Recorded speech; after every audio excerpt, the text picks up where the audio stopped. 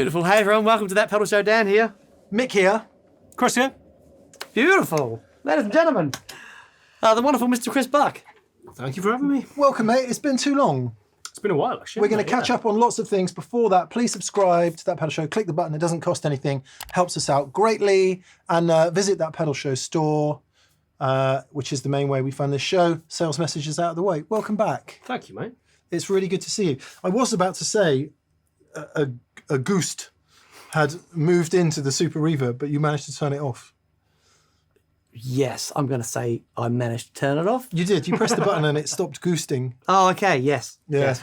Lot to catch up on. Success of Cardinal Black. Oh my goodness. We should- you guys relative, are isn't it? everywhere. We should say to date. Massive changes on the pedalboard since we've seen it last. Different amps. Yeah, every week. And this lots of week's interesting things. Just before we kick off, there's one thing I want to point out to the good people at home. Look at the wear on Christopher's volume knob. In and around the volume knob area, look at the wear. There you There's go. just so many. I did it with a knife so people think I use it. Yeah.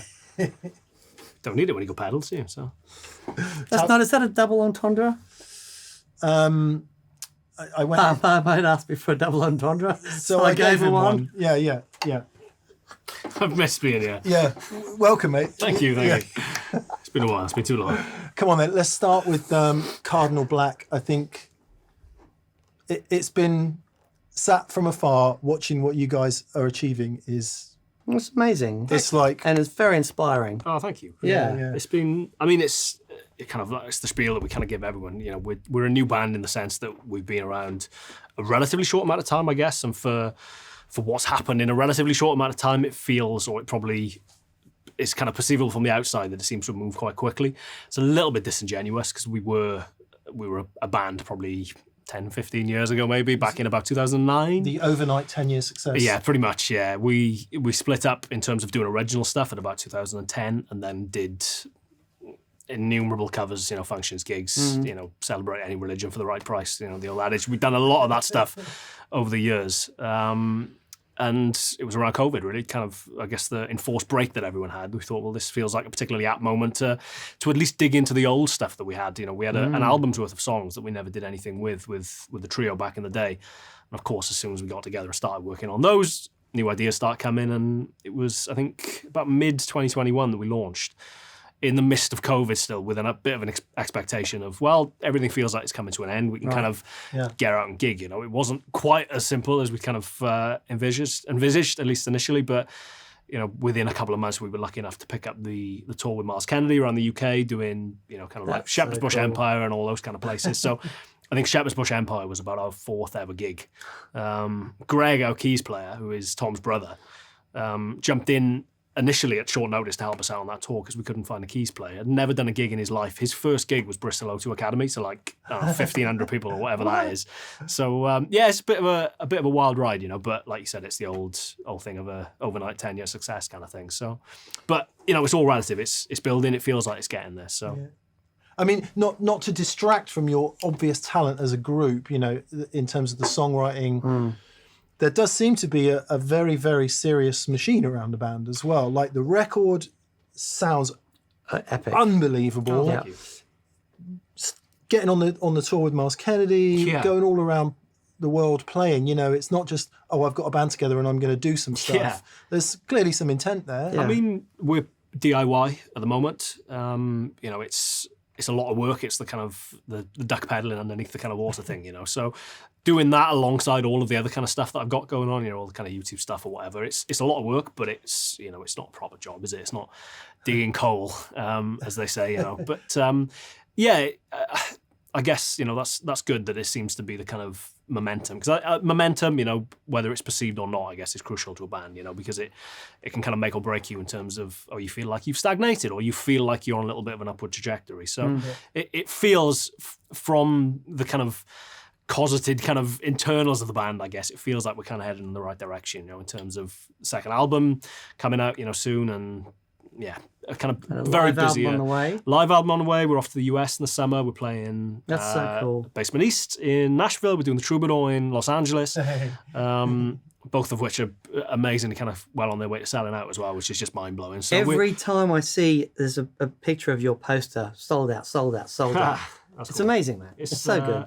Bit of clever kind of workings on our part, I guess, and inevitably involved in that. But yeah, it like I said, it feels like it's kind of heading in the right direction. Anyway. How many? It's almost like that pedal show band at Fat Lil's at Whitney, isn't it? Come on. Sold out. Yeah, and the Cavern in Liverpool sold out. That's awesome. That's such a cool venue. Where are we with album 2 then? Where? It's recorded. Okay. We're kind of fielding a little bit kind of interest off labels at the moment. Again, it's to this point, it's been very much. I guess a lot of people kind of proudly wear the flag of DIY, but at the same time knowing that maybe labels aren't necessarily interested in them, which obviously plays a big part in that. We've had quite a lot of interest from labels to date, but it has very much been a conscious decision to kind of keep it DIY. Purely, we are very conscious that this kind of 4 of us are the core band members, plus 2 kind of touring. Two floaters. 2 floaters. Yeah, a backing singer and a keys player. We're extending or kind of expanding that for the next tour as well. We're looking at a second backing singer. 2 drummers. 2 drummers, yeah, absolutely, yeah. If we can find a better guitar player than me as well, would be great. So yeah, we're expanding, but this kind of trying to just basically making sure that as much of the profit that we generate as a band actually comes back into the band. Just basically will hopefully ensure that it's sustainable and it's not a kind of flash in the pan, because it's the inevitable frustration of, as a band, looking at it on paper, we turn over quite a lot of money. The money that we generate as a band is quite a lot. We spend, not because we're frivolous, it costs a lot of money to keep a band on the road, so we spend pretty much as we earn at the moment in terms of just keeping the band out there. And like this year in particular is a little bit of a kind of difficult year in terms of like trying to break new territory. So we've done Europe for the first time. We did a proper kind of Germany, Austria, and Switzerland run, which, because it's the first time that we've ever played that kind of neck of the woods before, inevitably the money isn't great. Yeah. So you have to know that that's a little bit of a loss leader, at least the first time round. Obviously the US, just doing that officially, all the kind of visas, all the work permits, all that kind of stuff entailed in that is astronomically expensive. Are you doing all this, or do you have a manager doing all this? We have it's kind of split. We've got a manager, but the daily kind of running of the band, I guess, and the organisation of everything kind of generally falls down kind of to me and Tom, generally speaking. So it's at the same as much as I bemoan that the moment anyone tries to take anything off my plate, I lose. I kind of want it back. So I need to kind of learn to let it go at some point. Kind of actually be able to delegate. But that's not my forte. So can I ask, what do you have a feel of the percentage of people who come into your gigs that are guitar players? Yeah, I mean, you can generally tell because I get tagged in photos of my pedalboard before we go on stage. But interestingly, I mean, it was a kind of a decision that we made prior to launching the band. We kind of got together, had this conversation as to what is this, Obviously, my interest has never been particularly. I think the stuff I do on YouTube probably gives people a little bit of a false perception in terms of what I'm about musically, because every week it's just quick instrumental kind of like backing track that I've thrown together. Let's do some guitar stuff over the top of that, and then into the Imagine nerdery. being able to throw a quick thing together like that you do. That's amazing. Oh well, thank you. But do you have a little headstop camera? Is that what does all those shots? I know. I should do GoPro. How do you get those shots though? Because they're gorgeous. Oh, that's cool. It's honestly, I have no idea what I'm doing. Are you just pointing that at the camera Pretty and much, yeah. staying still? Pretty much. Wow. I mean, staying still is pushing it. I get a lot of seasick comments. We had a conversation prior to launching the band as to what is this, and the idea, as half joke, I do believe, that was floated was, is this Chris Buck and the Bell Ends? Is this a vehicle to propel the kind of like guitar orientated stuff, or is it? We were unavailable. Yeah, exactly. Yeah.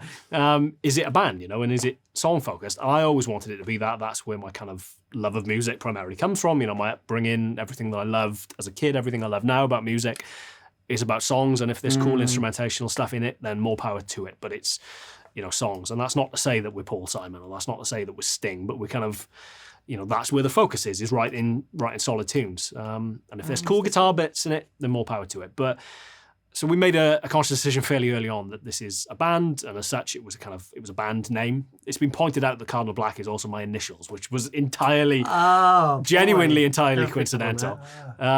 Is there a definitive article? Is it the Cardinal Black or is it Cardinal Black? It's the Cardinal Black on socials because Cardinal Black was taken on everything. But no, it's Cardinal Black. But yeah, which again seems to confuse people. But yeah, so it's going well. It feels like it's going in the right direction. Are you having anyway. fun? Oh yeah, totally. Yeah. It looks like you're having a lot of fun. Even if I wanted to, I can't do anything else. Primarily because this is kind of what I feel like I was put here to do, but also I'm just crap at everything else. So I've kind of got to keep ploughing on. I'm not very good at lifing generally, so I've got to kind of dick about in bands really. So it feels like it's going well, and it feels like our next tour in the UK is admittedly a bit of a punt on our part, but we're doing Shepherd's Bush Empire under our own steam, which that's awesome. We're doing like Rock City in Nottingham as well, which is obviously a big old place. There's a couple of venues on that tour which are a marked step up. When is that, Chris? It's in October and November of this year. Great, so, right, everyone, we'll see you. See you at Shepherd's Bush. But yeah, definitely, that'd be fun. Like I said, it's a strange one. I entirely get that there's a lot of people out there that have maybe found me through YouTube and don't necessarily get Cardinal Black then because it's, they maybe want to see the more kind of guitar-orientated stuff. He's not sat down playing flashy guitar. Exactly, yeah. Inevitably, the live show is a little bit more kind of guitar-orientated, I guess, than what you might hear on records. But, it's... I do get that, and there's enough comments on YouTube to kind of to reflect, reflective of that. But it's kind of what I want to do, and it's all I've ever wanted to do. So it's great. If you haven't heard it yet, please check out record number 1 and wait for number 2. When is that going to be to coincide with the tour? Well, we've called the tour the second album tour, somewhat enigmatically. It's a little bit out of control in terms of release date at the moment because we're kind of dealing with a couple of different offers. But the plan is to get it out.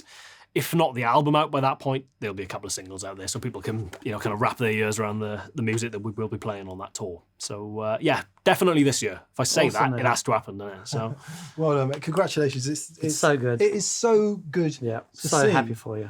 So the other big news is the Electric Lightning, which we'll take a listen to in a sec. And maybe we can do that in the context of talking about your rig. The thing that I've been most interested in is these... What do you call it? The Wall of Brown? Yeah. Browntown. I'll do some details. The Wall of Beige. There's a lot of beige going on in there, isn't there? So good. It's How did this happen then? So the Super Reverb was the first. Kind of went through a little bit of a, for dramatization purposes on YouTube at the very least, an amp crisis. Let's call it that because that attracts clicks, doesn't it? Basically, I wanted to be louder on stage. We're fortunate in that we have our own front of house that kind of travels with us, which fortunate in two respects. A, that he's very good at what he does. Also... I'm just going to put a little cheer in here. Yeah! What is it? Oh, I missed. For being louder on stage. Oh, right, yeah. Not a fair one. He's cool with the fact that we're a guitar band and people come to see us because they like hearing loud guitar, So he's very accommodating of that fact. And I know then that if he ever tells me to turn down on stage, it's probably because I'm too loud. So, which in fairness doesn't happen particularly often. But we did a run of dates at the end of kind of 2022. We did our own tour in 2022 and then a run of dates with Peter Frampton, concluding at the Royal Albert Hall, which was amazing. But for all of that kind of run of dates, I was using my little Pro Reverb 1x12 combo and the Victory Copper as well, another 1x12 combo. So just on stages that big, which don't get me wrong, we're not in danger of playing stages that big anytime soon again under our own steam, but it just felt like it was getting a little bit lost on stage. Sure. You can hear yourself, but you can't hear the nuances of what you're doing. Yeah, you're not feeling it. Move a bit more air. Exactly, yeah. So a couple of discussions with some mates of mine who know a lot more about this kind of stuff than I do, and a Super Reverb was suggested. Never really spent any time with a Super Reverb before, but we were talking about it earlier. These, considering they're big old amps and they're vintage amps as well, they don't tend to fetch the money that you might kind of expect that they would. I think that's so interesting. Just because they're big old amps and they're, not big amps aren't necessarily as popular as they once were. They are a bit of a kind of a thing to stick in the back of the van. Bloody hell, we got pulled several times in Europe for being overweight, so I can attest to the fact that they're too heavy. So what do we got? The Super's a bit of a cut and shut by the looks of things. Yeah, why someone did that to it, I don't really know. So essentially, I will do a detail. It's a brown face Super Reverb, which doesn't exist. That was never made. Oh. There was a brief moment of have I stumbled across the unicorn? I was Okay. like, no, you just stumbled across someone's play project, really. So it's 66, I do believe. I've been able to date that from some photos I found of the Transformer prior to whoever it was that blew it up and replaced it. So it's a Mercury clone Transformer. It's had its original speakers at some point. I found a Tone Quest report article on it, and they unearthed it from a kind of warehouse somewhere in Decatur, Georgia, I think, and it was already kind of brown-faced, for want of a better phrase. Someone had retolexed it, someone had given it a custom faceplate, someone had given it the grille, the logo, everything that's kind of inherent in the brown panel amps. But apart from that, it was original. The next it shows up, it's for sale at Seattle. It's Thunder Road Guitars in Seattle with a blown transformer and some new speakers. So clearly someone did some damage at some point. Then worked its way over to the UK. I bought it in Cardiff. For a bit of a steal, all things considered, not only because it had been messed around with, but also just they're not that desirable an amp, So that became the main amp for a bit. That was paired with a couple of different things. We had an old Drip Edge Pro Reverb I was using for a while, a 2x12. They're great. I had a high-powered Tweed Twin clone from Gartone, which was obnoxiously loud, too loud. And then that popped up, which is the Concert, which is a 1961 Concert that I bought from Sweet Amps in Hackney. Great little guitar shop, an amp shop, I should say. And aside from the Harmonic tremolo in that, which is great, it was primarily the fact that it was matching. I just like the idea of a wall of beige behind me. So, like my I personality. walked in cool. and I was so impressed when I saw them. I was like, oh, this is going to be wicked. And what about 10s then, Chris? We will hear it in a minute, I promise. What about 10-inch speakers? So previous to this, I think it's been almost exclusively 12s. 12s, yeah. I'm enjoying it. I think this is the only way of putting it, really. There's been a couple of occasions where we maybe had to kind of be quieter on stage. We did a show in Zurich in Switzerland a couple of months back where they have quite strict kind of noise laws. And I found that being of a lower volume on stage with 10s felt a little bit more kind of noticeable than probably being at a lower volume on stage with 12s. I felt like I was kind of still not, maybe, I don't know whether that was perceived or not. It felt a little bit kind of lacking, maybe. Okay. But for most of the shows that we've been able to kind of just get a little bit of volume going, I've been loving it. And that was my concern, actually, was going from the Super Reverb paired with two 12s or a single 12 or whatever to suddenly all 10s. That was my only concern. They would have been superseded by the fact that it matches, don't get me wrong, but it happened to sound quite cool. So, yeah, I like it. I'm really enjoying it. Awesome. Let's have a listen then. It bugs me slightly that the grill cloths don't match, but I'll live with that. And that the logos are in different places. I've not picked up on that. I've not noticed that. Because of that. Yeah. I'm joking, of course. Selling it now. So are you ever just straight in, or is there always something on? Yeah, straight in sometimes, not very often. Admittedly, it's usually something on that to kind of liven it up a little bit. But yeah, there's a couple of moments throughout the set. There's a track called Warm Love, which is primarily clean, kind of like, actually I tell a lie, the start of that's got the harmonic tremolo on it. No, never clean. Why would you do that? But you use the harmonic trem in the concert, right? Yes, I do. So come on, let's hear it then. Let's hear it. So clean.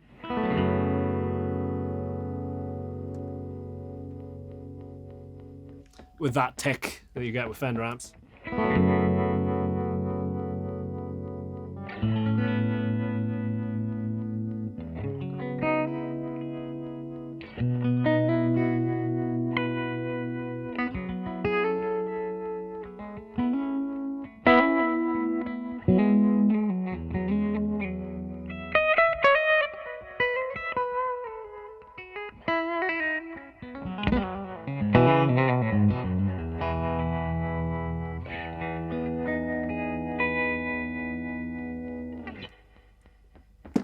It's alive. It's so vibey. It moves my head, doesn't it? Yeah, but not only that, it's so reactive to what you're playing. So there's just the harmonic trem on there, Yes. and the amps are working. They're not outrageously working, but they're working. Yeah. It's reacting so beautifully to the way you play. Yeah. It's really cool, man. Do you mind if we just do a quick demo for the people watching? I'll just turn one of the amps off. Yeah, absolutely. While you play, and That's you can that's the one frustration I've got, is that it's considerably less noticeable, because obviously the Super Reverb is running dry in that respect, in that it hasn't got any trem on it. The trem in isolation on the Concert, when you just turn that on, is drastic. It's a bit much in isolation, but then pair it with the the dry Super Reverb, and it kind of spaces out a little. Well, we'll start with the Super off then, and so you'll just hear the trem of the concert, and then I'll turn the Super on as he's playing. Yeah, cool.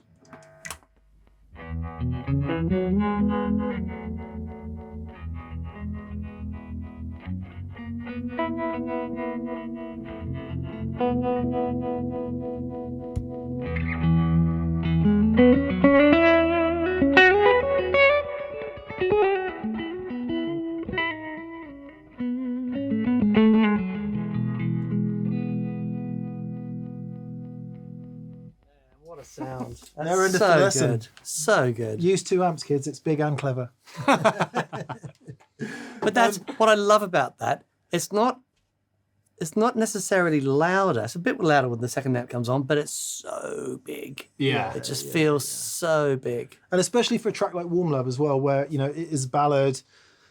You can hear, I can already hear Tom singing over the top of it. There's plenty of space for that sound to exist without getting drowned out by everything else. That's the thing as well, is of years of, it's a running joke in the band that, you know, I don't like it. I could quite happily do a show without a monitor. I have my vocal in my monitor, and I don't want to hear anyone else. As long as I can hear the drums, I know I'm in time. And as long as I know I'm in tune, I know I'm in tune. Everyone else is kind of starting to kind of delve into the world of in-ears and all that kind of stuff. It might hit me at some point, but for the time being, as long as I can literally hear the drums, I know I'm in time, and as long as I can hear me, I'm in tune. From years of doing, like I said, kind of covers gigs with, you know, lucky if you had a PA system, never mind a flaming monitor. Kind of learn to mix myself on stage. Absolutely. Not just in terms of like level, but like effects as well, you know, and that's where the kind of the love of effects came from, is just kind of mixing on stage live a little bit more, and kind of learning to ride volume, learning to ride kind of how wet effects are, et cetera, et cetera.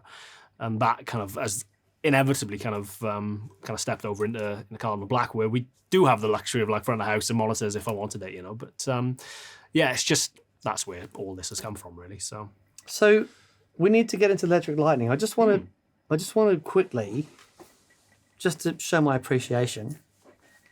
You did this board yourself, right? Just a quick look underneath. Dude, you've done such a beautiful job. it looked better before the tour and be thrown around airports for 6 months. Beautiful. So we've got King of Tone under here. Yeah. Golden Fleece, small speaker overdrive. Yeah. Which is awesome. Mjolnir. Yep. Yeah.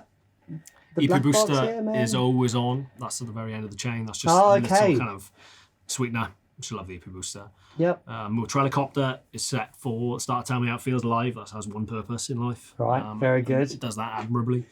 And the Echosex the 3 then Echosex. from Gurus. So Fantastic. That's very, very lovely. Very lovely. it honestly did look better before a couple of months of touring, and sorry, that's a bit on the stiff side. There you go. Yeah, Electric Lightning. It's in, it is in fantastic shape for having done a couple of months of touring. Yeah. It's it lives in its flight case. Ordinarily, doesn't have a handle on it very often because it doesn't fit in the flight case with a handle on it. So that went back on as we finished the last run of dates. I stuck that back on there because it's just a pain in the arse to cart about if you're trying to carry it around in a. Thankfully, I only found this out through necessity. I think the actual weight limit for any one airline, pretty much every airline in the world, is 32 kilograms for any one item. Is it 32? I think it is 32, and this comes to about, in its flight case, comes to about 31 3/4 or something, dangerously close.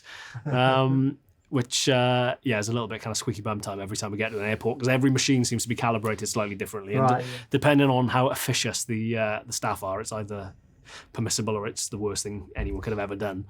We love you, airlines. Yeah, totally. We really do. Come on, then, Electric Lightning. Yeah, let's do it. So new pedal with Thorpy, and it's got a valve in it. It has. Yes. So this is a signature pedal, right? This is your thing with the Thorpy. We didn't go too heavy on the signature thing. It's not got my mug on it anywhere particularly, or even like literally signature. We were talking about that. I think there's some reference to me on the box, but I didn't particularly like that idea. The idea of a signature product for me is that not to slap your name or your face on it or whatever, just to shout about the fact. There we go. It says it. Handmade in the UK for Chris Buck. There we go. I think that's the only reference you'll really kind of find on it. My idea there, or kind of thinking, being that hopefully it has the kind of power to transcend that, and people who for whatever reason, hate me, might still like the pedal. They are out there. I've done a couple of videos about this recently, and they are undoubtedly out there. You mean there are people on the internet who have a negative view of something, Chris? Is that what you're saying? It's unbelievable. It's unreal, I isn't just can't believe that it would be Heaven the case. forfend. it? Adrian phoned me the other day. He was like, "Oh, you attract them, don't you?" I was like, "I don't know." But Have they written an essay about how you are the worst guitar player it's always in an the world? essay. It's always an essay. Dan had a full essay on how he was the worst guitar player in the world. Which at that point, even if it penetrates on some level, you've got to give him some appreciation. For you've gone for absolutely it. amazing. There's a commitment there. I admire that, if nothing else. So Come on, let's hear it. Let's hear Yeah, it. Let's hear it. cool. Let's hear it. Two sides then, boost and overdrive. boost and overdrive, yeah. So I'll turn it on while you play.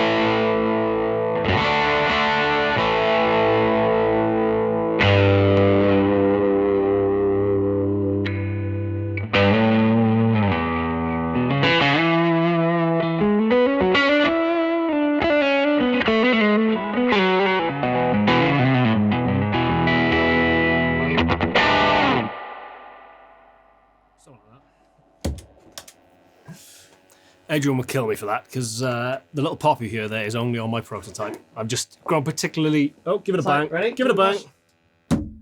Yes. Do you know what? The irony of all this is they've been pretty good. I've had them out on the road now for like a good couple of months, and they've been pretty consistent. And then you bring them to a nice, sort of controlled environment, and all hell breaks loose. Yeah, Adrian will kill me for the little pop on the pedal there. That's literally on the prototype. Okay. Something he rectified pretty quickly, but I've grown quite attached to my prototype now, so I can live with that. There it is. And for anyone who gets really annoyed with me changing the settings on pedals while people are playing, just nice to hear the nice to hear the range of the controls. So That you're bottom using end in it's amazing. Yeah. It's just in the lovely spot where it just goes Yeah, thump. beautiful. There's one moves thing trousers. I love about Thorpy's pedals in general is quite often you'll get an overdrive pedal, you'll move the tone pot from like 9 o'clock to 3 o'clock and virtually nothing changes. Plenty of scope for that. And the boost is pre-drive, right? Pre-drive, yeah. Yeah. Much to say, it's a very similar boost actually to the Dane as well. Okay. So, Oh, lovely. And the boost is not that tube. The other side is tube. No, the drive side is tube, and Does it work independently, the boost? does, yeah. Can we hear it? Yeah. It's a nice little kind of sweetener.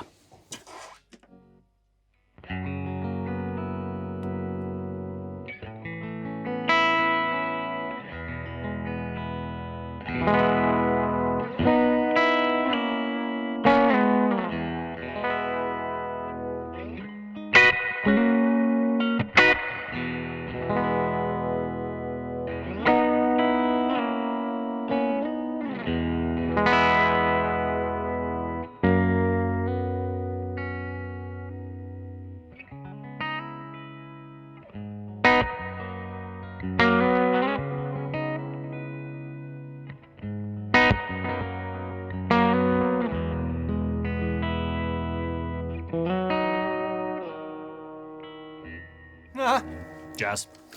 Oh man. I mean, Get my finger at some point. the comments It's really beautiful. Oh, thank you. I had nothing to do with it. I don't know why I'm saying thank you. No, I tell you what's nice about that. I'm so used to hearing you play blues breaker style things and variations of, and the way you stack those together is awesome. And I'm really used to that. That's quite different. Yeah. It's a bit more aggressive. There's a bit more front of the note from it. And because you're such a dynamic player and because you're switching between the pick and fingers all the time, having something that reflects. Absolutely. Yeah. It's awesome. Thank you. I joke. My kind of involvement primarily stretched to the R&D and kind of gigging it out on the road for like 18 months, maybe. That was one of the concerns, was how durable, I guess, is a valve or a tube in a pedal, and is that going to be an issue? Yeah. Literally thrown about every situation at it, the high seas included over the past couple of 18 months or whatever it's been. So, it's more aggressive, I guess, typically than people might expect me to kind of the sounds that I typically gravitate towards, I guess, your Kings of Tones, your blues breakers. But I think that's a sound that I'm kind of increasingly gravitating towards over the past. Yeah. Honestly, a big part of that was you kind of commented on it earlier, the small speaker overdrive from Great Eastern Effects. That is a little bit more kind of hairy, a bit more kind of in your face and aggressive, I guess, So that was a bit of a turning point for me in terms of like, oh, well, that sounds cool. Let's kind of head in that direction a little bit. That and a range master, dabbling with kind of a couple of different range masters over the past couple of years, got me into that idea of a little bit more of a warts and all style overdrive. So I know it was a long time ago now, but did recording the record change your opinion of any of that kind of stuff? Because presumably in there putting guitars down, maybe you're getting given stuff that you're not necessarily au fait with. And what sounds translate to record aren't necessarily the sounds that kind of translate live as well, I guess, or the sounds that you would lean to. So like doing the second record now, we did it at a studio out in Switzerland, an amazing place called Powerplay, just incredible array of kind of old cool amps and cool guitars and stuff. I took my board with me. I didn't really, because it was just, wherever you look, there's cool stuff. So much of that album has been kind of using like amp drive and using different types of sounds that I probably wouldn't go to live, because it's a little bit kind of maybe aggressive or kind of revealing, I guess, but within the context of the track you're kind of working on, works particularly well. I guess spending increasingly more times in studios with Friday Fretworks, I'm very guilty of. Again, it's kind of, as much as I love it, it's a kind of means to an end a lot of the time. So you just kind of quickly dial up a sound that works, is going to kind of get the job done a little bit quicker. Are you still using Amplitude for that? Guitar rig for the most guitar part. Rig. Sorry, a mixture of guitar rig and Helix. It's again, unfortunately, the reality of living in a second floor flat. It's not. But your sounds are always amazing. Oh, thank you. I mean, I think it's more. And I've always been a kind of advocate of that. Of it's not necessarily about having the best gear. Having cool gear helps, even on a kind of subconscious level, I guess, maybe. But it's just about knowing the gear that you have particularly well. And I've spent so much time with guitar rig. I remember getting a copy of Guitar Rig when I was in uni. So we're talking comfortably kind of a long time ago. And just digging into it and getting to know it, and then kind of subsequent versions of it and stuff. So it's just a case of quickly being able to dial stuff in that I know. But the first record's a good example. That was kind of a little bit more kind of sporadically done than the second album. All of the second record pretty much has been done in one studio with a couple of different amps. The first album, just through necessity of like budgetary constraints as much as anything else. Some of it was real amps in cool rooms. I mean, bloody hell, the last track on the album was at Abbey Road in Studio 2. So that, from one extreme to in my flat using Guitar Rig for other tracks, for rhythm tracks and stuff, just through necessity. So, knowing that inside out has helped, but studio is a vastly different environment to live. Kind of live, I still find myself gravitating towards the sounds which I know kind of work for me and translate and kind of put me in a happy place. Sure. But studio like that got such a lot of use in the studio because it was kind of like more aggressive sounds work. Yeah, absolutely. Whereas live, it's just something which kind of feels good under the fingers, and maybe you kind of gravitate towards a couple of different mid-pushed overdrives stacked together, because it, like I said, puts you in a happy place. So it's just finding different pedals and different sounds which work in different scenarios. I guess. So I think there may be people out there who, if you haven't done much recording, or you might think that a player has a rig and that's what they end up using live and in the studio, and it's all the same. It's rarely that way. It's rarely that way. And also, depending on the producer as well, they'll have specific ideas of to present the guitar player, saying, maybe we think we could try this how are you finding now that experience of like we're in a really great studio now and we have to bang this thing out and it's got to be awesome, you know, because that time thing is a different headspace. I mean, right? funny, the first bunch of tracks, the sessions for the second record have kind of been done in 2 stints. The first of which was done in about October of last year, straight off the back of a run of dates we had in Norway and somewhere else, I forget now, but we flew to Switzerland straight off the back of that. And we all knew and were quite open about the fact that going into that, we felt underprepared. Okay. The tracks were pretty new, so we kind of didn't really feel like they were kind of bedded in particularly. It wasn't that we didn't know them, but we just hadn't spent a lot of time living with them and kind of getting used to them. And we knew and we felt underprepared going into those sessions, and Cyril, the producer, was not backwards in going forwards about telling us the fact that we were underprepared, you know, and it wasn't a shot across our bows particularly because we knew it anyway, you know, we kind of knew in our heart of hearts, and we were kind of a little bit kind of concerned on the plane going over. Just, you know, situations as well, like our van broke down. We had a really quick turnaround between getting from Gatwick, where we were landing, coming back from Norway to get over to Heathrow to catch a flight to Switzerland. Our van broke down en route, so we had to get like various Ubers, and then missed our flight, hotel, fly the next morning.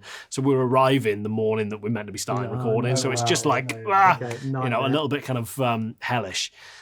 So yeah, I mean, it's worked kind of fairly typically, I guess, in the sense that we would all go into the room. It's a fairly kind of substantially sized live room, so we all go in and we record live. We were lucky that while we were there doing both sessions, actually, there was no one in the other studio, so I had a little deluxe reverb in the other studio a couple of miles down the corridor, mic'd at all times, totally isolated. So if there was something of note or a genius struck for whatever kind of momentary kind of bit, we had that as a keeper. Needless to say, it didn't. But to know that's there, I guess, is helpful. But then invariably every guitar track was, okay, well, we've got a really solid kind of drum and bass track down. Let's go back into the studio and I spend a little bit of time. So it was, the deluxe reverb had a lot of work, actually. That's kind of probably the main amp on the album. There was a 63 Vibreverb as well, which is like, you know, kind of unicorn territory for Fender amps. That had a lot of work. There was an old Bassman. There's been a couple of primarily kind of Fender-based stuff, I guess. But then going back in and, you know, such an incredibly equipped studio as well. Big old Neve desk that was made for Disney, I do believe, and then was bought by Stevie Nicks. So went from Mickey Mouse to not Mickey Mouse, I imagine, and then ended up in Switzerland. So such an incredible kind of array of gear. It's been a pleasure to kind of record, but then digging into sounds and kind of really spending a lot of time on things. But it's funny, the Abbey Road one for me was kind of just, I don't know, that was such a stressful day. So we went in and we had a kind of fairly set idea on what we wanted to do. There was a film crew there as well, filming 3 tracks. It was basically 3 live tracks from the first album. We had no expectation of actually recording anything that would be used on the album. It was basically promo for the album, which was coming later in the year. But the version of Tied Up in Blue, the last track that we recorded, basically turned out better than the studio version. So we were like, let's just put that on the record. Oh, mate, that's brilliant. And if nothing else, you're kind of like, well, there's a track on our first album, which was done at studio too, you know? Yeah. But that was such a stressful day. I think the filming had a lot to do with that in terms of like, we were pretty well drilled. We'd just come off the back of the tour as well with a band called The Struts, supporting them around the UK, again, doing like Shepherd's Bush Empire kind of places. They're a fairly sized band. And we went in literally the day after the back of that tour. So we were pretty drilled. And we got, I think the most any one track took in terms of takes was like 4 maybe. But then it was like, cool, you've got a good take. Now can you mime to that 10 times for the camera? And it was like it was just a long old day to get like cool angles and stuff. And ironically, the video of which I'm most pleased with was Tied Up in Blue, which is entirely live in terms of cameras. Because we would just run out of time. Yeah. Basically, Abbey Road were there kind of like, it's nearly 7 o'clock. So they were kind of watching over our shoulder a little bit. So we were like, oh, cool, well, let's just do it live. And that's the one, it's the most dynamic, it's the best video and the best track for it. So I just wish we'd done that and I'd actually had a chance to enjoy the day as opposed to, you know, there was none of the kind of like chance to kind of take in the fact that I was in studio too. Right. Like literally my experience, I fell asleep as well. We were so tired from the day before. I fell asleep on the drive up to London about 10 minutes from the studio. So woke up as we were pulling into the kind of like, the courtyard outside Abbey Road with a bit of a start.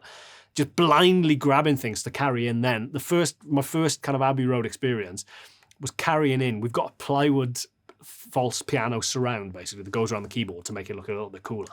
and there's a kind of like bit of plywood top which sits on top of that to look like the top of the piano.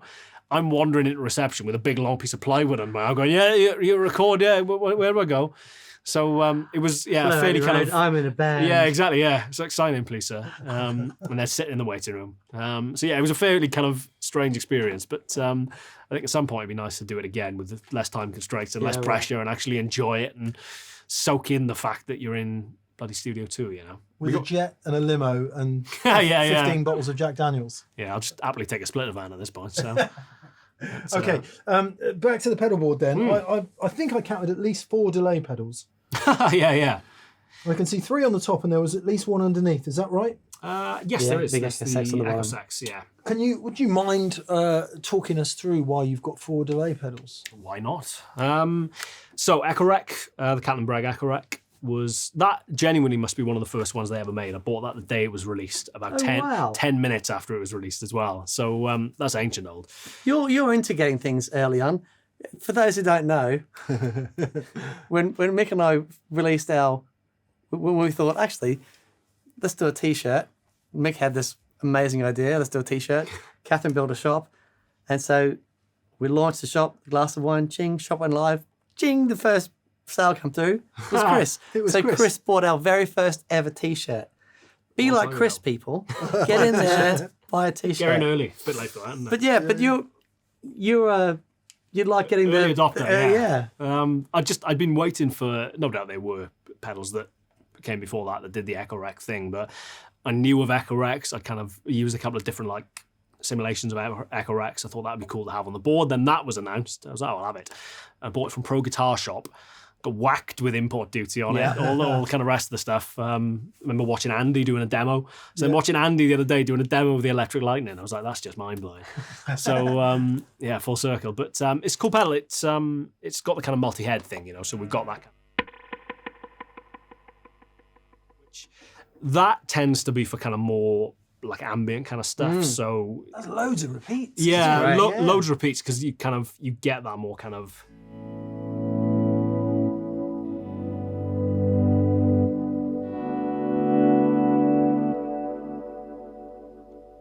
gets nicely darker as it kind of tails off as well. So And that's almost like reverb, actually. yeah, Really very beautiful.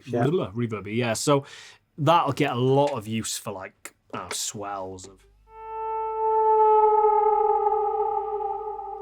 So there's a track called "Ain't My Time" of the verse part. There's a kind of like a little drum.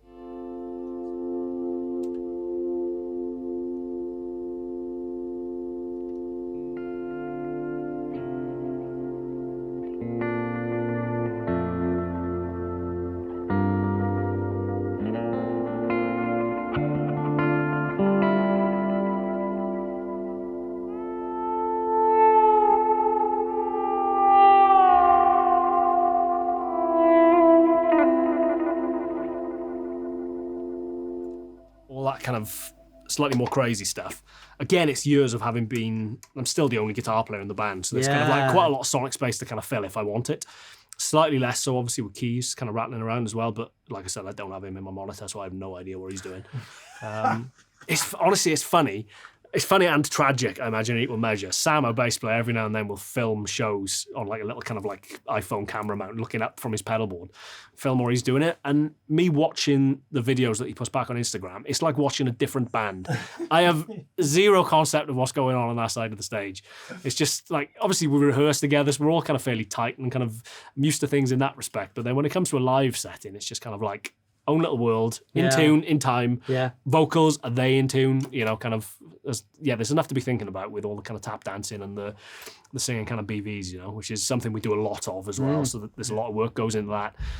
Could not care what's happening on the other side of the stage. So. When we first met, I don't know if you hadn't, from memory, you were toying with the idea of doing BVs. Yeah. And now when I watch your live stuff, your BVs are awesome. Oh, thank you. And even actually the stuff the acoustic stuff. And it's like, wow, it's really a big part of that sound is your BVs. Honestly, probably my favourite parts of the set are the kind of like 3 or 4 part harmonies because they are the bits where I've put the most effort in.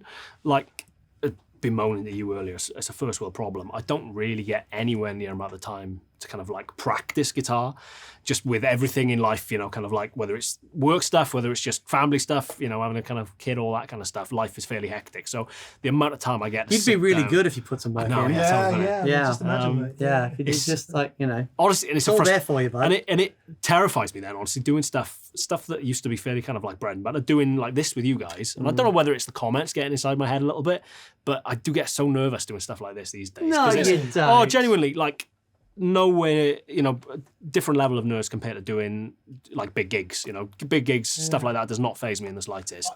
But doing stuff where it's like focus on guitar, I think because I've kind of in my head, I've moved away from that slightly. Right. Yeah. Going back to that then and feeling kind of like, okay, it's guitar nerd out time now, where we don't really kind of do that with the band. Obviously there's solos and there's kind of guitar-y moments, but it's within the context of a song. I would take some solace from that, mate, because the bigger the artist we've had, the less comfortable they are Yeah. doing Okay, nerdy cool. guitar stuff, because it's not what they do. Yeah. Yeah. It's all about the music. Their home is stood on a giant stage in front of a giant crowd connecting a great piece of music. It's not On going, hay bales with drones and fireworks and here's the next delay pedal Mick's going to ask me about.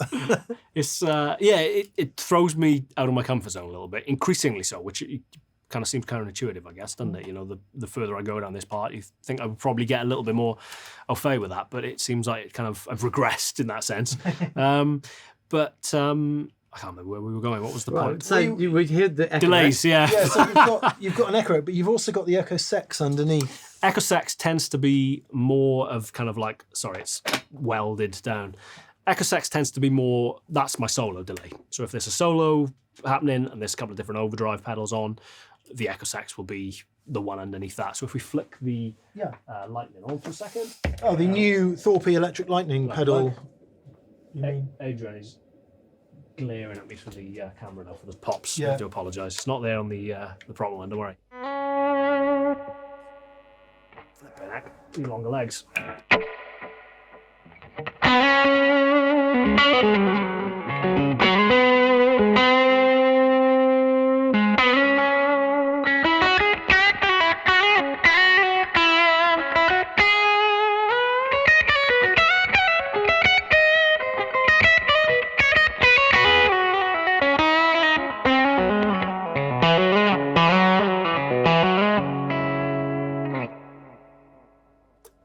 It's quite dark, so Yeah.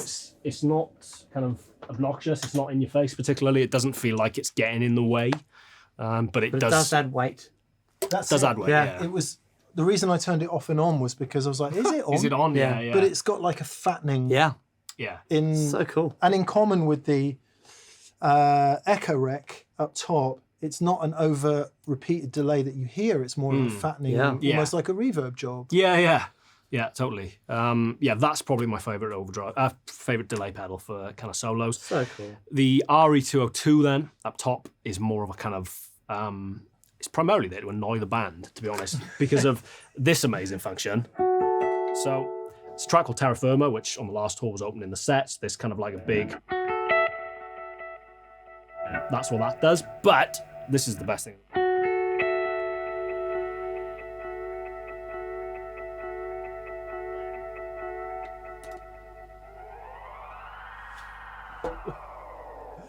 Which, when you're running fuzz and stuff into that takes the top of your head off and everyone in the crowd. Then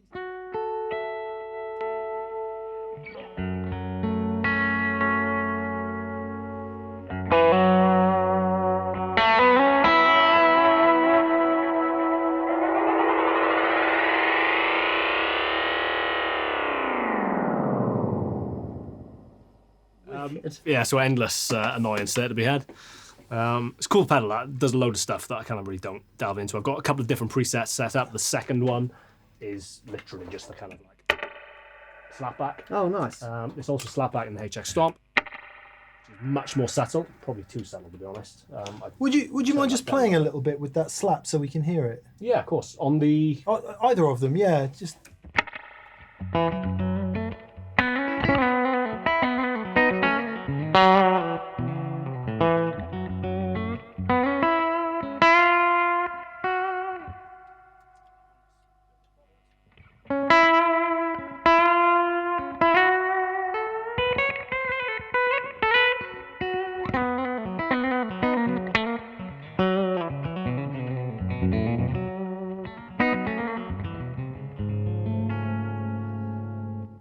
It's a bit more, It brings bit more us kind of bathroom kind of Yeah. vibe. Lost me pick somewhere. Yeah, so I tend to use a lot of delay for different kind of purposes throughout the set, I guess. The kind of first wilder thing that we kind of did on the RO202 being a couple of moments, but yeah, it's more kind of weirder stuff. This one of the tracks on the second record then, actually, that's the reason the Starlight is on there, is specifically for this.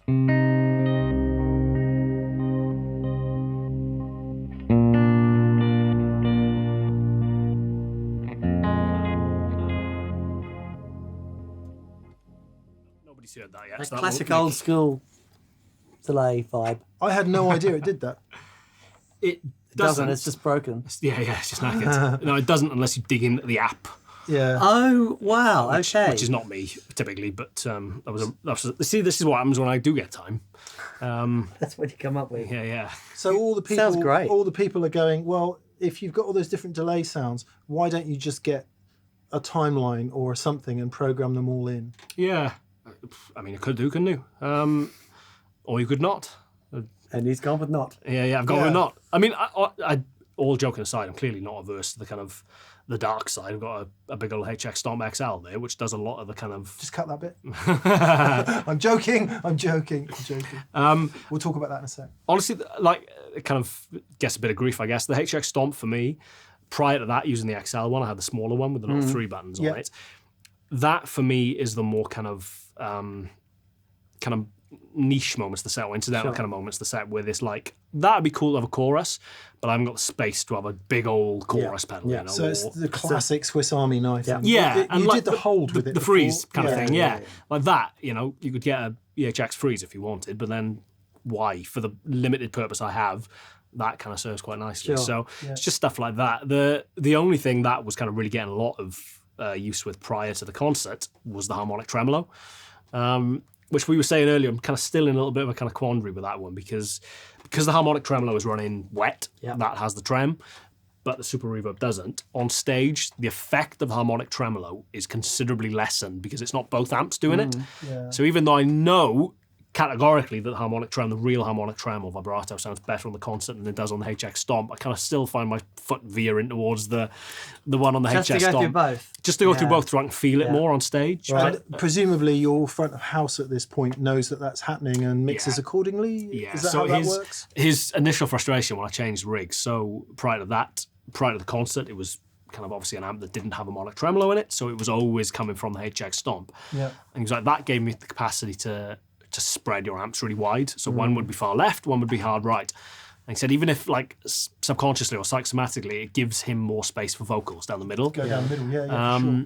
And he said, obviously, I can't do that now because one side of the room would be getting a dry amp and the other would be kind of swimming in seasickness, you know, from the harmonic trem. So, and like you saw earlier, it's fairly drastic in isolation. sure. So, yeah, he's a little bit irked with me for that, but they're both brown, so I win. They're both around. You win. Very good. But, yeah, so I know that the harmonic trem and the HX Stomp doesn't sound as good, but it just kind of, I can feel it a little bit more on stage. So I've just got to trust that he's giving a good blend of both amps out front, which I know he is. So Does the work. Yeah. So you're using a freeze, you're using a slapback Yep. and a chorus, you say? in Yeah, HX this Stomp? chorus for a track called Where'd You Go, which is a bit more kind of aggressive, kind of like,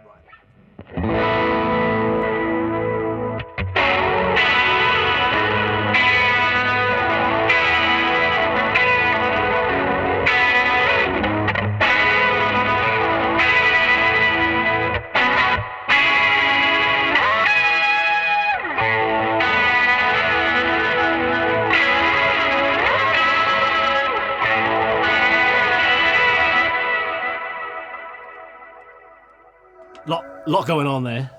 But again, I've A-B'd that with the Thorpy chorus, and that sounds better. But where am I going to put that?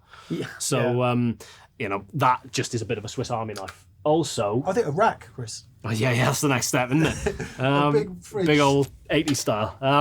The good thing about that as well is that's got a couple of different presets, which are controlled by the G3 then.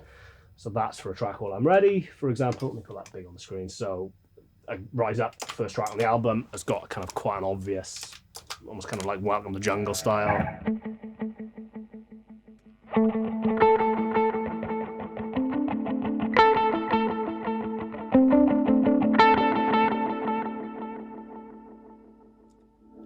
knowing they're there and they're set to the exact tempo. Yeah. 5 delay pedals. Yeah, exactly. Yeah, 6, 7, 8. On that patch, there's also the sustain. There's kind of other stuff going on. That Vibes Man, I don't know why it's called that. That's got some kind of weirder kind of like.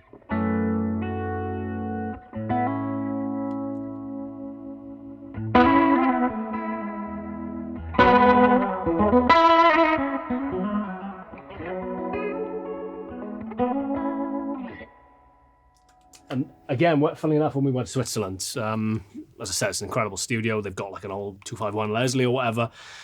There was a particular track that's on the new record, which we were kind of like, oh, well, that guitar part has always felt like it's had a Leslie speaker on it for me. So we rigged up the Leslie. I played him the sound in there that I kind of dialed in.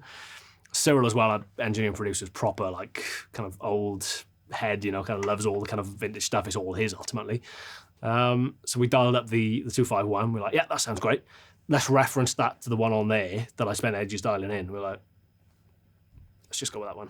So sacrilegiously, it surprised me actually from him, who's kind of kind of analog, And Cyril went for it. Yeah, Cyril went for it. But I think it was just because, again, it wasn't a case of like, that sounds better than the 251. It was just that I spent a lot of time dialing that in within the context of the song. All of the rehearsals, all of the pre-production, all the writing we'd done had been with that sound. So the way I was playing that sound and the way that sound was sitting in within the context of the band felt like, oh, we're not starting from scratch. It felt like there was work to be done to the Leslie sound that would have helped it kind of sit within the context of the song, whereas that was just, boom, good to go. Sure. So it's just, I'm fairly pragmatic in that sense, I guess. I always have been, kind of, it's all tools, isn't it? But it's a music-first approach. If there's one thing that hit me hardest about having dear old Robin's Dumble in here, or should I say dear Robin's old Dumble in here, let's get it the right way around, was, in a way, it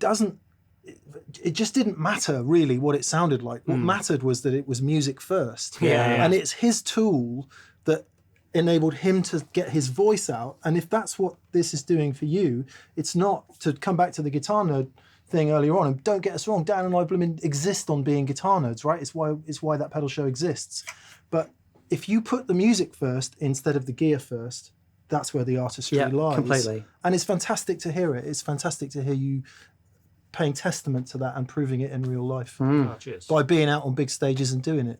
It's what I've always wanted to do, not just the being in the band and being the touring and kind of all the other kind of stuff associated with that. It's the getting up there and actually playing songs that I'm proud of and songs that we've written, and like I joked earlier about my favourite moments of the set being backing vocal parts. They genuinely are, because they're the bits that I've put work into. And like everywhere I go now for the last couple of years, all I do is, if I'm not listening to I so rarely listen to music these days. I'm terrible. I just listen to bloody podcasts wherever I go.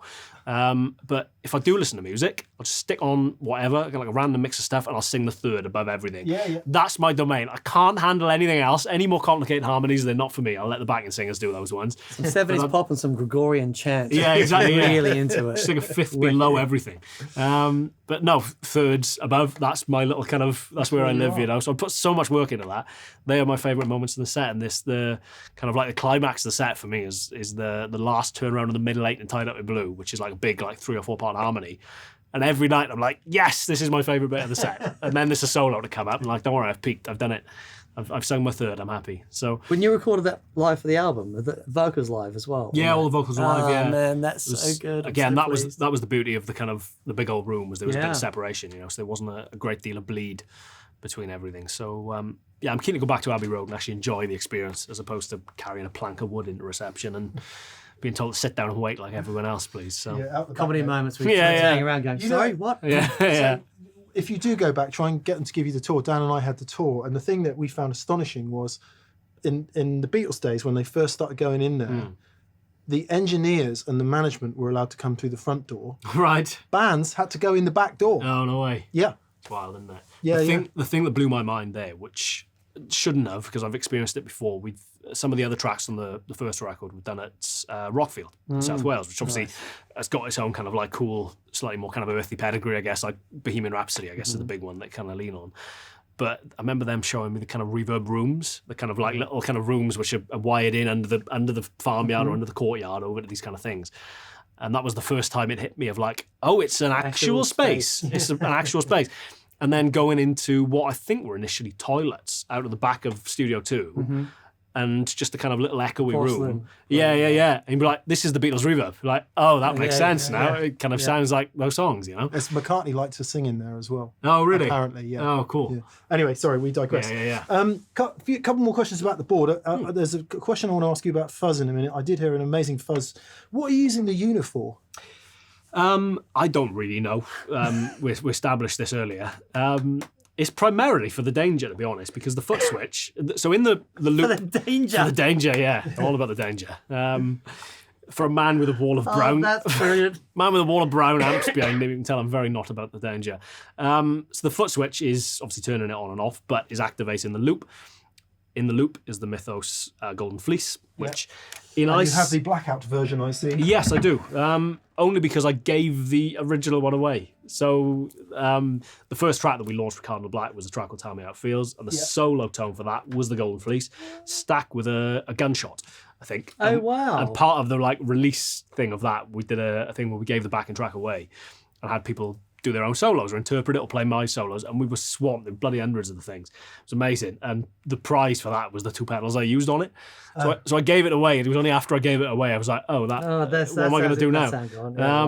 And finally got another one, and the one I had before was the little yellowy jobby. But so that is in the loop of the Euna, which is dangerously close to the tremolo, which is quite a kind of. When you turn that on for the Tell Me How It Feels song, I never know where I'm going to get, but don't love fuzz pedals. That stacked together with the Mjolnir.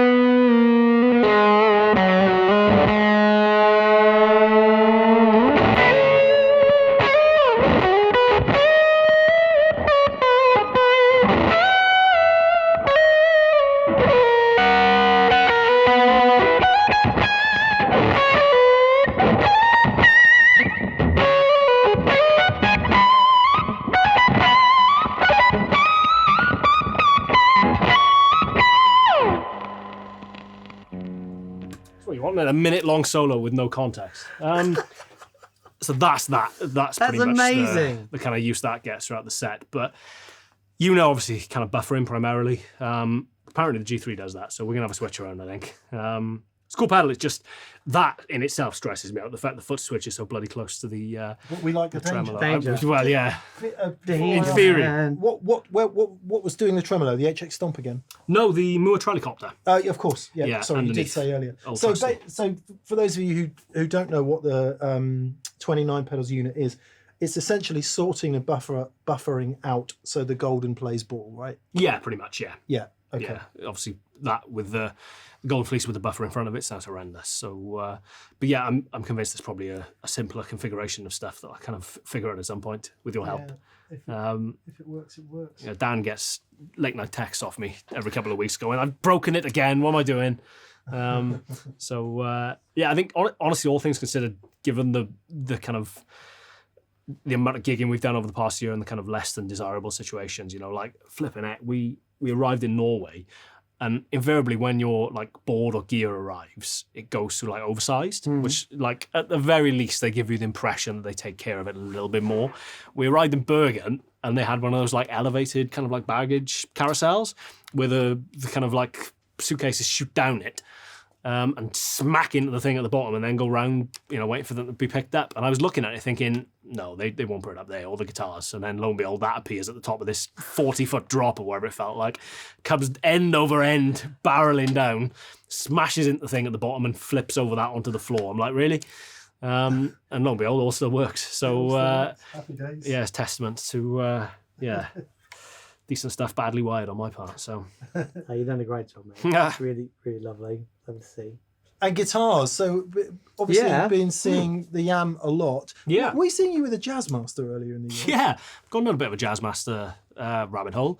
I can't remember what sparked that. I'll tell you what it was. It was the 40th anniversary Squire. Ended up trying that out, and that's such a good guitar. No caveats required, none of the usual kind of for the money or any of that kind of stuff. It's just a very cool guitar, and it was my introduction to Jazzmasters.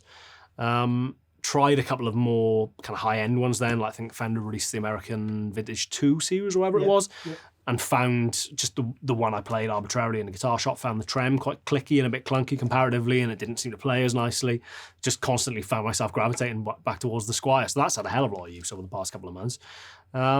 Just like the way they sound, it's kind of their own thing. And I think it's obviously a common misconception that they're just P90s, but they're their own weird little kind of variational single coils. More like a wide Strat. Wide Strat pickup with some other stuff. But the trem is great, which is the main reason I've kind of gravitated towards them. Just not more Bigsby-esque, I guess, than like a Strat trem. Yeah. Just a little bit more kind of fluid and subtle. So really enjoying that. But this, evidence. This is your number one, right? Evidence by the wear on it. This has been the number one for the past kind of 2-3 years, I guess. But it had some very subtle checking on it when I got it. It was made for me by the custom shop out in Los Angeles. They did a little bit of checking, but all of the more kind of heavy stuff, I guess, that in particular being a good example of just, consistently doing that. As you can tell, don't really get a great deal use on the tone control, but all the kind of arm wear and stuff. So, it's been a workhorse. It's been a solid guitar, really. Because you've been, I remember in Germany at the... Toman, was it? Yeah, Toman. Yeah. I remember you sat down playing a guitar. I don't know if it was that guitar, but there was a Yamaha guitar. It would have been pre this, I think. Pre that. So we sat there, and you were just playing acoustically, and there's so much going on. And I'll never forget, Pete Thorne walks past you. You just did a little. You just went that thing that you did, and Pete just went, "Whoa, what was that?" So you've really connected with those guitars from. Yeah, honestly, I think. I guess as soon as you become associated with a brand to any extent, there's a level of skepticism on people's behalf, kind of going, well, why is he playing that? It's a bit of a kind of obscure choice. The first thing which kind of drew me to Debbie McGee, Paul Daniels, isn't it? What first attracted you to the millionaire Paul Daniels? I walked past it in a guitar shop and just thought... And there was a suitcase full of money. There was, yeah. I'm not helping matters there, am I? Walked past it in PMT in Cardiff, probably the week they'd been released. Saw it on the wall and just thought, that's interesting that there's a new guitar which isn't derived from a Strat, isn't derived from a Tele, isn't obviously like a Les Paul or whatever. I guess there's echoes of the SG, but probably more accurately, there's echoes of like the old SG 2000 and 1000 series that they did. Technically, I think it's based on like a Superflight or something, which was a kind of like a little obscure guitar that they did back in the 70s. But I was like, oh, that's really interesting. So picked it up, played it, loved the fact that it had a wrap over, big wrap over, a wrap tail fan. P90s, ironically, suspect that they don't really do currently. Loved the three-way switch, just thought it was very simple.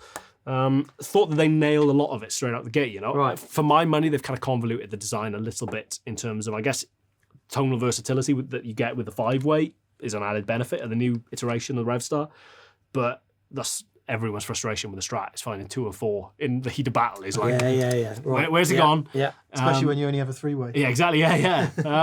So I just thought they nailed it first time around, and really genuinely fell in love with it. Because I was so, funnily enough, what's it called? Connecting things. I was at the launch of this Of course, I guitar remember you mentioning at Abbey Road. Yeah. And I think in Studio 2. Yeah. And because I've always been a fan of the Yamaha and the SG Yamaha. Yeah. And so my favourite Carlos Santana tone is that those guitars through his old boogies. But I've always liked Yamaha guitars. I've actually always liked Yamaha gear. They made some amazing pedals over the years. Some amazing gear and the SPX 90 and all that stuff.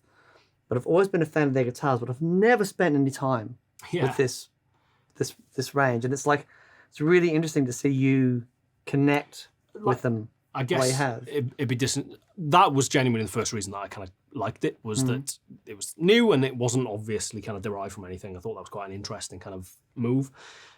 Part of me did selfishly or kind of arrogantly, I guess, like the idea that if I'm playing this and I use this as kind of, this becomes my guitar almost. There's no baggage attached to it. Sure. There's not the kind of association of like, oh, well, you know, well, if you play a Strat, however good you are, well, it's, you know, this Gilmour, this Strat, this Hendrix, this Hank Marvin, or whatever, you know, there's these million guys with this incredible heritage and this incredible history of the guitar. Whereas this, it was kind of like a little bit of a blank canvas. Yeah.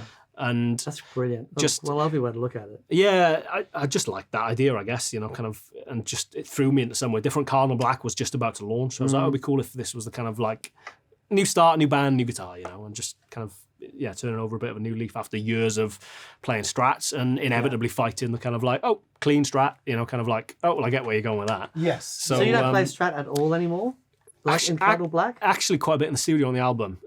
Whether that'll translate to live or not, I don't know. Right. I feel bad, really, that the moment I get kind of like the holy grail for a lot of people, I got a 62 Strat, albeit one that had a little bit of work on it. Work in the loosest sense. If you watch this. Yeah, Di from Abercam Fight Me had been drilling into it with a spoon. Bought it at House Clearance auction, had a lot of work done on it to kind of get it back up and running, but it's ostensibly a 62 Strat, you know, with virtually all original bits in the end. It's an amazing guitar, but pretty much the moment I get that, I kind of gravitate away from Strats. Yeah, right. So it's inopportune timing, really. But I'm still a big Strat fan, but it's just kind of, I don't know, it kind of this, not specifically this guitar, actually the kind of standard off the shelf one that I was using at the time felt like it dictated the sound of Cardinal Black to a degree, and kind of like drove us in that direction a little bit more. Absolutely brilliant. You know. So you have, this is your main guitar, number one. Do you have other versions of this? Not really. No, The backup I have for this is that original. Oh wow! Okay, kind of so it's just standard those two. one that literally Right. I've done nothing to, you know, and inevitably get a kind of a fair degree of comments as well, saying, "Oh, well, it's, you know, custom made for him. It's going to be wildly different to a stock one." Really not. I think I was quite frustrating to work with in that respect when they said, "What do you want? You can have whatever you want." I was like, "I'll have that one, but in gold, please." So neck shape, kind of, you know, everything about it. The most custom bit about it is the fact it's got a Gruffalo sticker on the back. So the rest of it was pretty much as the stock ones were at the time. It's chambered, which they weren't doing at the time, but they are. But they are doing a standard now. I think they use me without telling me as a little bit of a kind of testing ground, really, to see how well the chambering thing worked on the Revstar. I have no idea. Again, How heavy is it, Chris? Can I still? yeah, it's Oh yeah, great. so yeah. I mean, it's again. I guess that's been a little bit of a kind of consistent criticism of Yamaha stuff over the years, is that they've, especially like my old SG2000.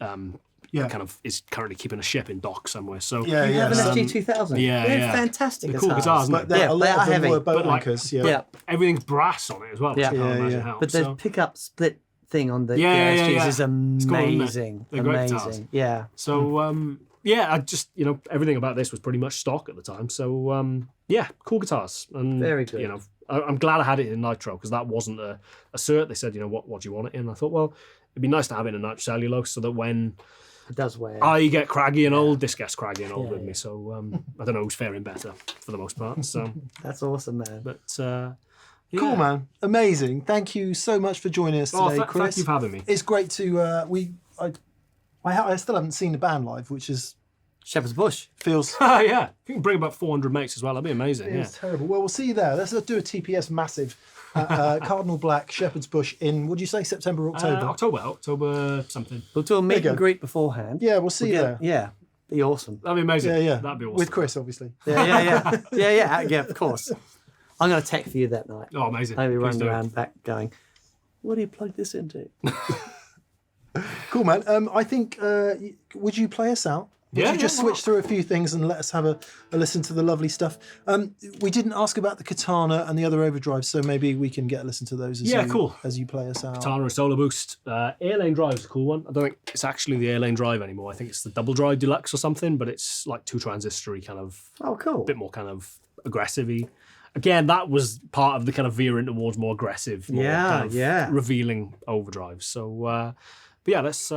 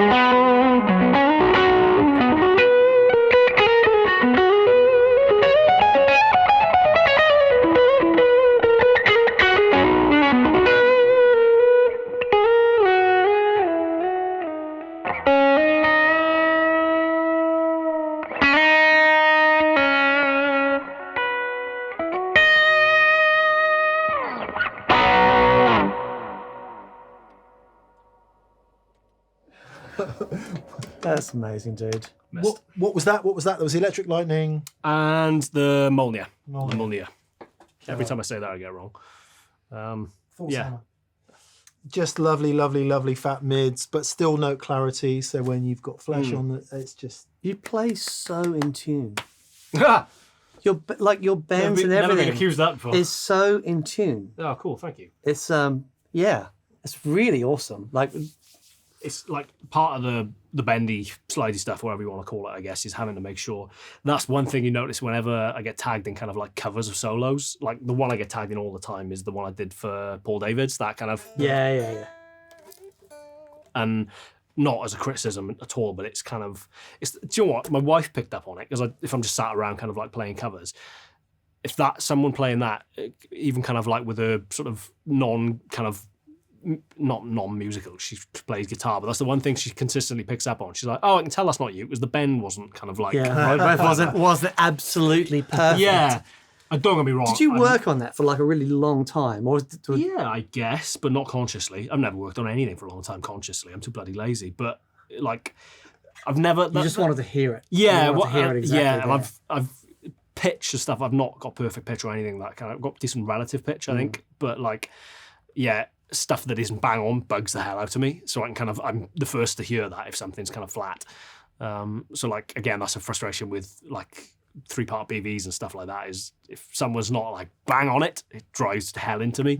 So, which luckily isn't a problem too much. But yeah, that kind of, that's a good example, that solo, I guess.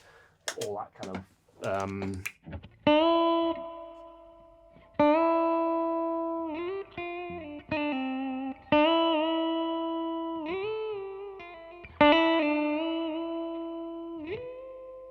making sure that you kind of hit notes and they're not flat or sharp. Fret on the B string, Yeah. Because you're bent, a confident tone bend, that. and you're bending whole tones and semitones, and you'll bend up and just hold it. So you'll bend up, and you won't.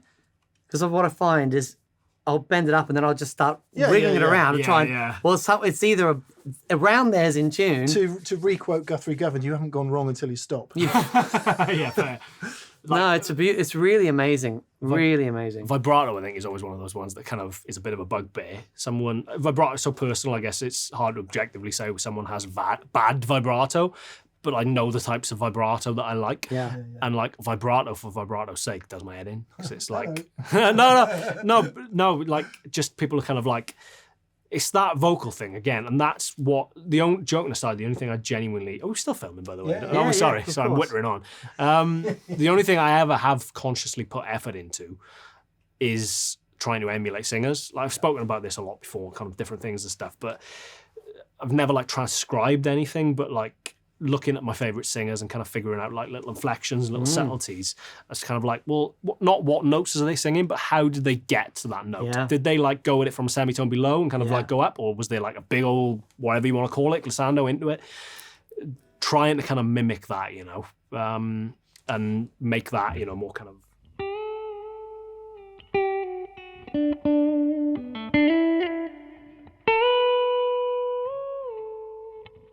That kind of stuff, that takes a bit of work. So I guess, again, I never thought of it as work because it's all I've ever wanted to do, and I've only ever played guitar, really. Things like that, or other things you shouldn't be doing as a teenager. So, that was what I put work into. But it's really beautiful. There's this amazing slide player. Is his name AJ Gent? that name rings a bell, yeah. And I think he does this singing thing. Yeah. And then he did a cover of a Whitney Houston song. Right, yeah. And it's like he had all of her inflections. Yeah. And just reminds me of the way you play. It's so vocal. Whitney is a brilliant example. Listen to Whitney's vibrato. Her vibrato almost kind of like fades in halfway through it. Not halfway, but kind of like towards the end of a note. It's a tail. Right. So she'll land on a note, and it'll be like... It'll come in towards the end of it. And that's like such a vocal thing. It's not a guitar thing. We all land on notes. Start whittling away, and it's kind of like, well, no, try and get that vocal inflection in there. And Whitney's one of my all-time favourite singers, such an impeccably flawless, voice. I Want to Dance with Somebody came on the Oh, it's banger. And you've got to remember, this is before auto-tune. They didn't spend a week tuning the record afterwards. And you listen to it, it's like, I remember when I Will Always Love You, her version of the Dolly Parton song. And before that, That'd be a great thing to play on slide guitar, actually. yeah. To play the melody. But I remember before that, Mariah Carey was big and she'd just been launched and she was like all over the place. And then Whitney's like, Hold My Beer. And she launched that and it was like, it was just like otherworldly control, tone, For power. me, you can hear the kind of like gospel influence in Whitney more than you can hear in forever. Mariah. Not to denigrate Mariah. I'm going to put my hand up for Mariah. She's up there. For She's me. amazing. Yeah. Anyway, we should finish this video before we start getting to the relative merits of soul singers down the years. Fair one. Brilliant. Thank you, boys. Thank you, mate. If It's someone been doesn't say awesome. Aretha And Franklin, we congrats on the Electric Lightning. cheers. It's wonderful. I'm going to spend some time and dig into it. But we'll do a follow-up show where we compare it to a couple of mine and Dan's favourite valve overdrive pedals. Dan and I are really into valve overdrive pedals, so it would be good, not as a better or worse thing, as a kind of this is where it sits. Yeah. I can already hear it sitting very nicely indeed. Very cool. Very cool. Lovely to see you, mate. Thanks so much for coming Thank you, on. boys. Thanks for coming in, Chris. Cheers. It's always great to see you. Cheers, everyone. Subscribe. Thatpedalshowstore.com. In the description, links to the preferred retailers. Thank you to our patrons on Patreon. All the stuff. Cardinal Black, thecardinalblack.com. Yep, thecardinalblack.com. Confusingly for a band called Cardinal Black. Not The Cardinal Black, but thecardinalblack.com. Turns out there was a Cardinal Black who just, had taken over everything in handle-wise. So. I'm sure if you Google Cardinal Black Band, you'll come up with a lot of results of these guys doing their thing. Indeed. Good. Brilliant. Cheers, bud. Cheers, everyone. Thanks, everyone. See ya. Bye.